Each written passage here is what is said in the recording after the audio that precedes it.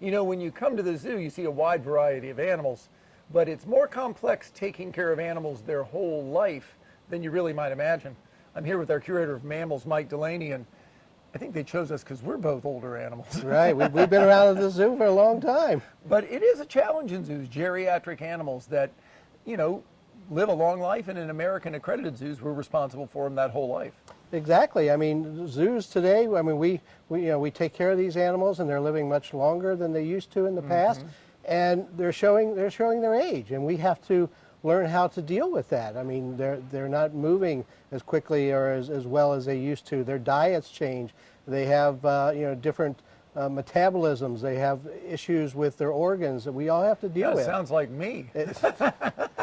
I know how you feel. But think around our zoo. I know we have an older sea lion. We have older white tigers, white lions, an older male polar bear. So yeah, it can become a challenge. Do they get the same diseases we do? Like, do they get arthritis? They get arthritis. They'll often have kidney issues.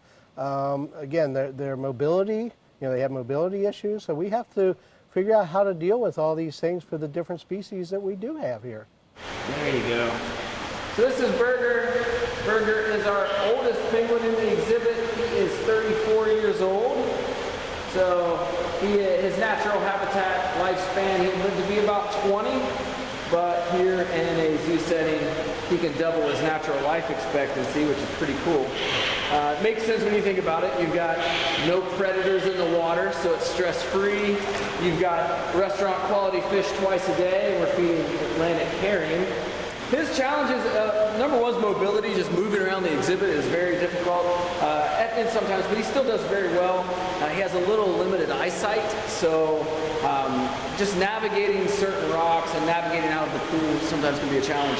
One of the interesting things is he will focus in on where the sound is coming from and then work his way out of the pool that way. She's on Tilazol. Well, I know the zoo has more veterinary staff than we've had in the past. And some of that is, we want to make sure in every case we're providing preventative care and the best care we can. And a lot of times we emphasize on when they are young, making sure if we can breed them.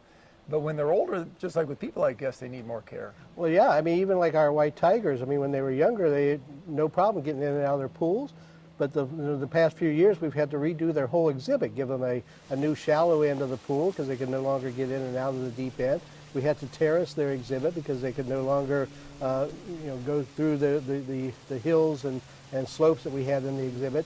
So we have to, the exhibit that we make for them when they're younger is a lot different than what we have to come up with when they're older animals. Yeah. Now, I've worked here a long time, and a number of species, it seems like they're living longer than they did, right? We've got a 47-year-old gorilla. We've got elephants in their 40s. Why are some animals living longer? Well, I think it's just the better care we give them. I mean, we know a lot more about the species. We have better diets for them. We certainly have, we've got 3 full-time vets here, plus vet techs, and they have a whole plethora of specialty people that they can call in. So our animals get great care from the time they're born until the end. But one thing you can be sure of is here at the Cincinnati Zoo, we are committed to the well-being of our animals and giving them the best life we can. So even when they're old, we'll make sure we take care of them.